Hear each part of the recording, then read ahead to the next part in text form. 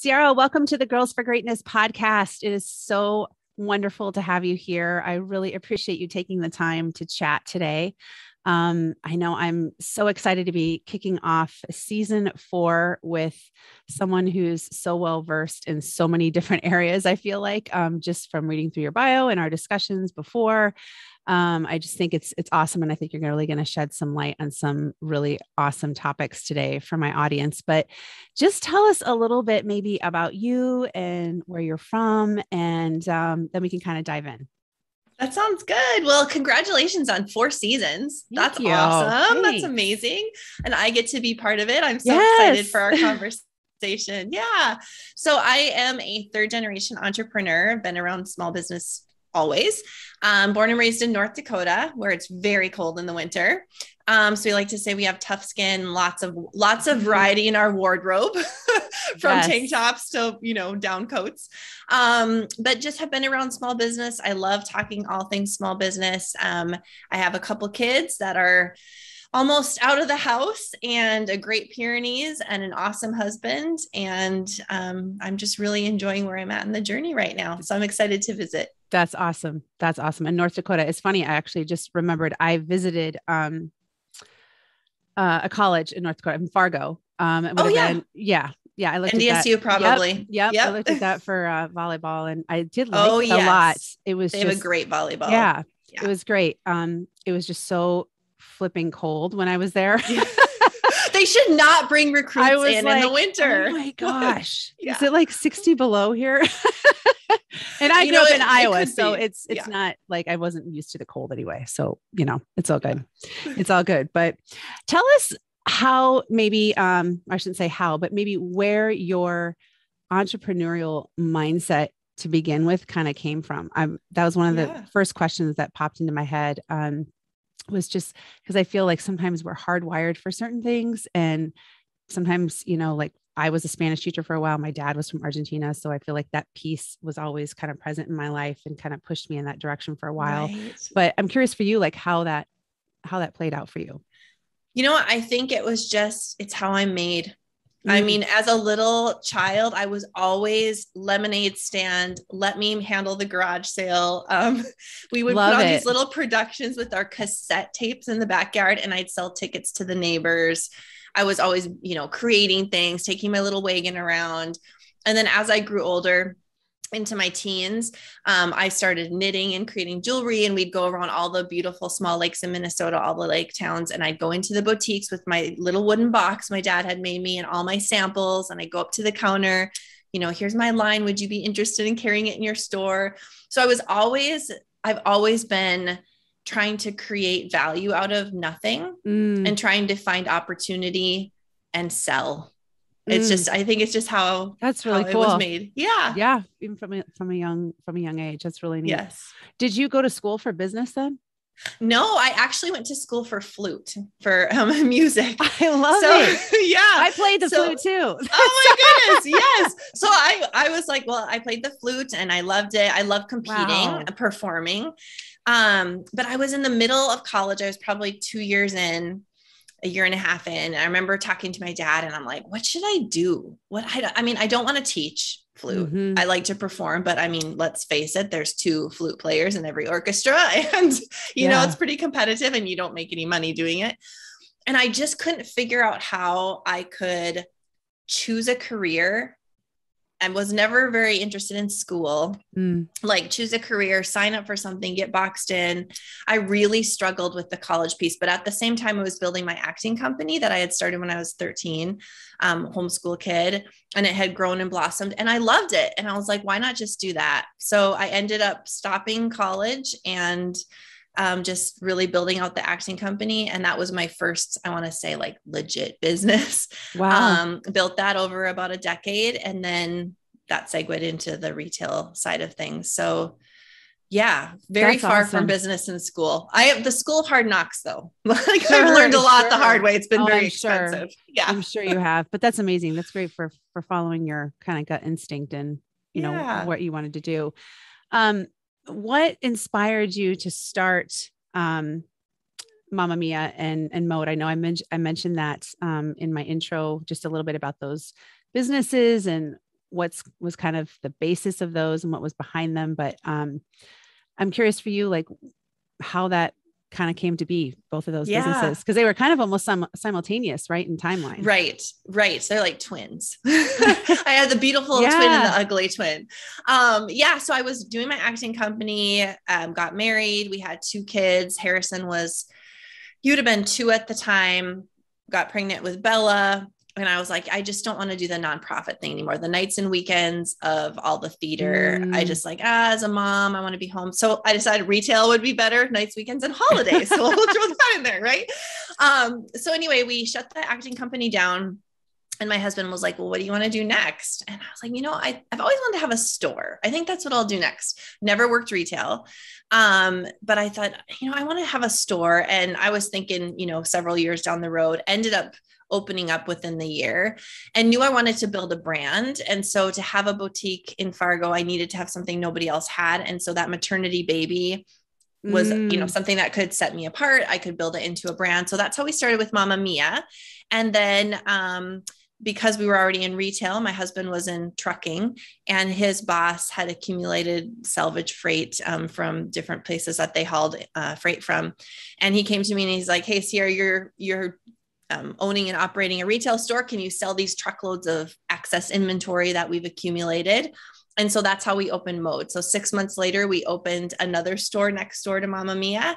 And I ran the 2 stores together for a while and then ended up merging the concepts. Wow. That's awesome. That's awesome. I mean, that's in and of itself that you could come up with both of those and never have, been in retail. I mean, I know, women it's a struggle. That's a really tough field. It is. And I still joke with my clients almost weekly. I'm like, why did we choose this? Why did we choose retail? Because it's a very difficult industry. There's so many pieces that are rewarding about it, but managing the inventory, the customer expectations, trying to figure out and guess all the time what somebody's going to want to purchase. Right. All of those pieces can be pretty exhausting. But along the journey, especially at the beginning, just surrounded myself with really wise people that knew much more than I did.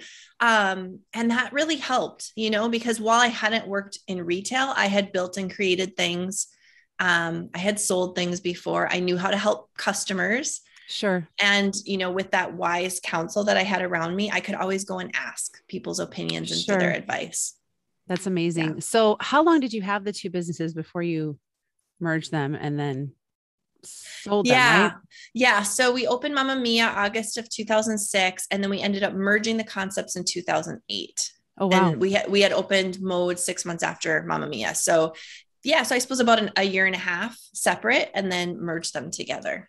Wow. And then did you end up selling the merge or? Yeah. So we ended up franchising then in 2010, which was a whole nother business that you don't like. That's a whole nother business model, franchising. Yeah. So built that, grew it. We had stores around the country, and then we ended up winding everything down, sold the brand entirely in 2017. And then went on to build my next venture, get into my next. That's venture, amazing. Yeah. That's amazing. And I know that within that too, I remember reading about your subscription box that you had, which I thought was so ingenious. I mean, how many times do we hear about all these subscription boxes and things you can buy? I mean, I've subscribed to them. I'm a fan of them, but to have something that's so expressively, just, focused on the entrepreneur and on, the boutique owner, I think is amazing concept. I mean, so that was filled with products then that someone could put in their store. So if they chose to, is that correct? Right. Okay. Right. Yeah. So after I was done with the retail brick and mortar side of things, because I had so many relationships in wholesale retail, and the idea behind matching up retailers with beautiful brands was not foreign to me. I thought, well, why couldn't we do this in an easier way? Like, instead of conventional going to market, let's bring market to the retailers. And so that's when I launched the boutique box and then built that and sold that brand. That's amazing. That's amazing. What were some of your, I should say, I know there's a lot of time span, but what have been some of your, your greatest obstacles that you've had to overcome from, the inception of Mamma Mia to, the boutique subscription box? Yeah. I think, later in this journey, it's been a lot of mind obstacles, like moving your way through what you thought your business was going to look like, or where you saw yourself, and then where you ended up really landing, and understanding that that's okay. And that's part of the journey. And it doesn't make you less than, it actually makes you more than, because your story is so much richer.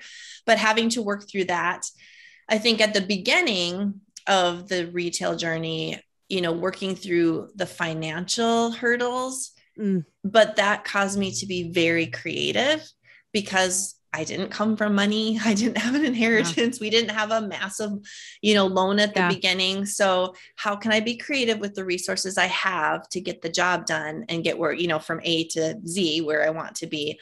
And so that would have been the beginning. And then I think later it's just been a lot of the internal trying to figure out where I fit and what that looks like. Sure. That's amazing. Good advice. I mean, I think that's so true across the board in life. I mean, sometimes we think things are going to work out a certain way, or we have these plans and we think, I mean, I've seen it with my show, even my podcast, that you think it's going to go a certain way and then it ends up going in a totally different direction. And yes, I think it's being open to that, and being open to maybe just even what your intuition is telling you. Yeah. You know what? That's what I think. When I look at entrepreneurs who are wildly successful, they have that mindset. It's when we get stuck in what our expectations are and we fight against where we need to go, where our customers are telling us we should go. Sure. That's where we really get stuck. So learning to just, pivot is so overused, but learning to maneuver, learning to be like, okay, there's a wall here. So I either need a shovel to dig under it. I need a rope to go over the top of it. I need a jackhammer to go through it, but I'm not standing behind the wall. Right. Like learning those skills and that resiliency is key to building whatever we're looking to build. Good point. I'm curious, just from the standpoint of you being so successful with so many businesses and, starting companies and, selling them and then coming up with some other new idea. And just also, I mean, being a mom and a wife, like how that has played a piece in maybe just your journey and growth within yourself, and what you've learned about you and what you've learned about, maybe just, how to do both, and, what works and what doesn't. And I know it's different for the individual, but I am sure that you have some great wisdom and insight there. Yeah. So I have an awesome husband and he has his own career and he's very successful and busy, but we work really well as a team. And I've told him, just recently I texted him again the other day, it was like a month ago, and I said, thank you for letting me just do whatever's crazy that comes to mind, for just empowering me and letting me enjoy. Like, I just really appreciate that. And vice versa. Like, I love to empower him. So I think having that great partnership, really leaning into and always asking questions, looking for mentors. So when it came to raising my kids, okay, who has kids out there that have turned out? I need to ask them questions. Who has a marriage that is working? I need to ask them questions. Who has a business that's where I want to be? I need to ask them questions. So I've always been a question asker. I think being humble enough to take people's advice is huge. I would say that I didn't balance very well for the first decade of retail. So really, when we wound down mode, that's when I started to see like, okay, the next business that I build, I want to do it differently from a personal standpoint. I do not have to answer emails within 5 minutes. And my people will still be there. Customers will still come. I don't need to be on my phone all the time. I don't have to live 24/7. I can separate some business with some life. So I feel a lot more calm in my journey these last few years than I was much more frantic, I think, before. But you just learn that. You get seasoned, as you grow and build. I'm sure. Yeah. But I always tell my kids, I'm like, you got a crazy mom. I know you do. I know you do. But I always I want them to leave and be like, our mom was nuts, but she was so cool. Like she was fun and she was cool, and we can do whatever we set our mind to, because look what mom did. That's what, that's what I wanted. Yeah, that's awesome. Yeah. That's great. Great example. Great legacy. I'm curious what your advice would be just to the person listening, the mom listening, the woman listening, who's, maybe really on the fence with starting their own business, maybe not necessarily a boutique, but just their own business, or has something that they just really feel like they were meant to do, some calling in their life. And they're just like, where do I even begin? And how do I even start? Yeah. I think if we feel that calling and we hear it in some form from people around us, we need to listen to that. So, sometimes we think like, oh, I just wish God would just tell me what to do. But then meanwhile, the people that love us and are surrounding us are giving us these little hints, like, you're so good at organization, or you're really, really good at customer service, or whatever they're telling us. We need to listen to that and lean into it, because that's probably where we're called to be. And then we just need to start. I just cannot emphasize this enough. I had a gal that I listened to a lot. I listened to her teachings and stuff. I love that she said, we need to just get our B work out there and then push for the A+ work. Because I think a lot of times we are like, well, I can't do anything. I can't launch until my website is A+ perfect. And we just need to get that B+ work out there and then start to perfect it. Because a lot of times we don't even know what A+ looks like until our customers are telling us anyway. So just starting, if you have that call, then just start it. And the thing is, if you mess up, who cares? Then you can quit. You can start over. You can do it differently. Like, we feel like if I do this, though, I'm stuck with it. No, you're not. Yeah. So I think just coming from that place of knowing that we have freedom to change every morning, we can change and grow. Sure. So how did you end up starting your coaching business now? And I'm curious what maybe are some of the things that you see in the whole entrepreneurial world with women, and maybe their greatest obstacles and what you're really having to address. Yeah. So as I built the subscription box, I was in contact then with, of course, boutique owners all over the country, and they were asking questions. So I was putting together product, but they were asking, well, how much inventory should we buy? Or what do I do about this for marketing? Or do you know of anyone who would have an employee handbook? Like, all these questions. And so I was answering questions that I thought, you know what, maybe I should start to charge for these answers. Right. And I did fight against the thought of coaching and teaching. I was like, I'm done with boutique owners. I just want to do my thing and be left alone.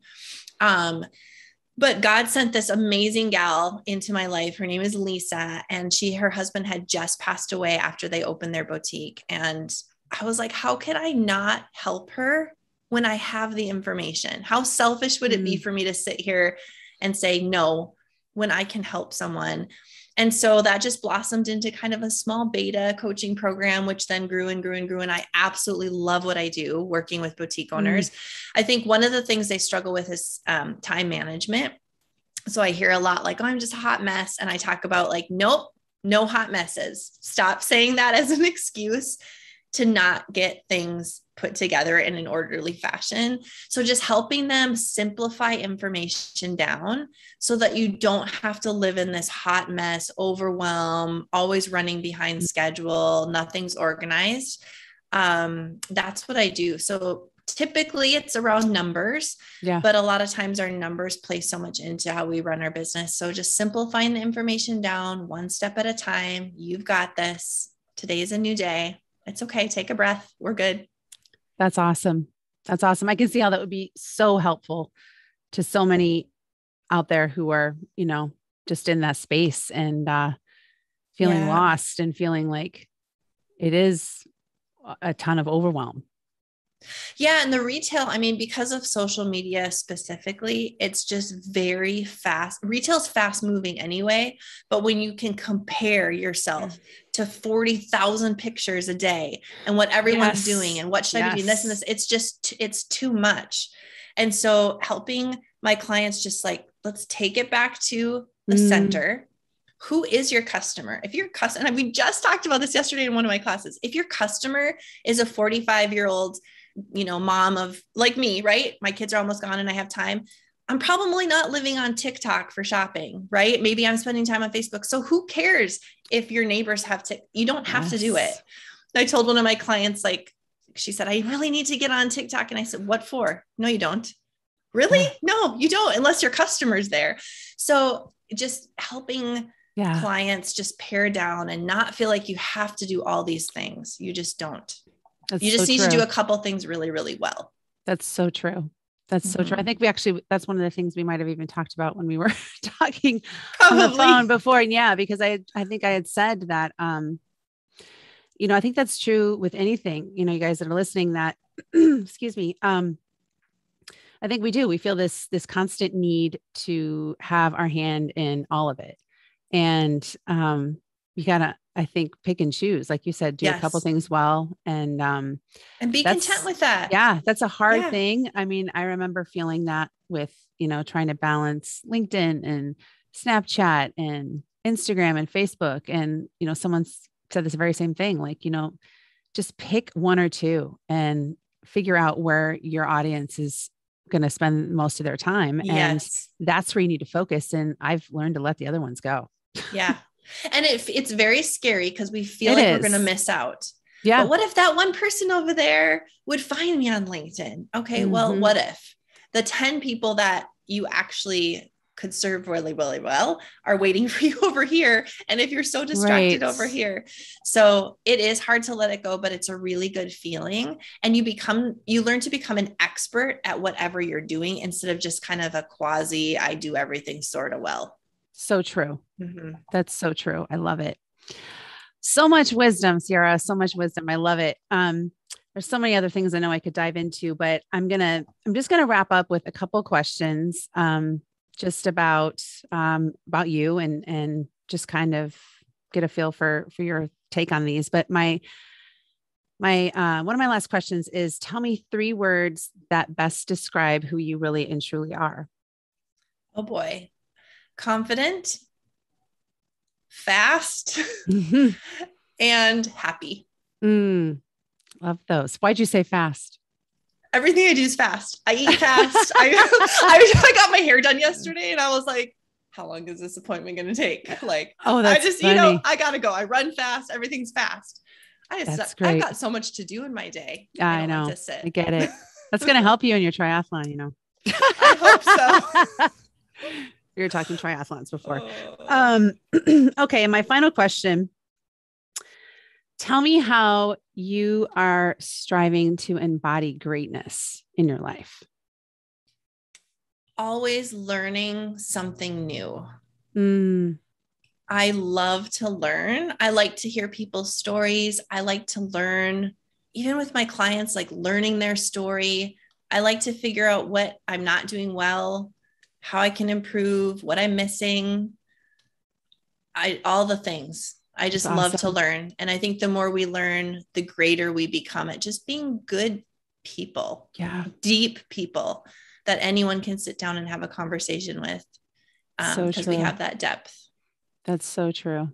Such great wisdom. And I couldn't agree more. I mean, I feel like that's such a key to life, is being a constant learner and, wanting to move yourself forward in some small way every day. I feel like that's such a key to our overall well-being and happiness and health, and something that it's so easy to miss the mark on, but it adds so much to life.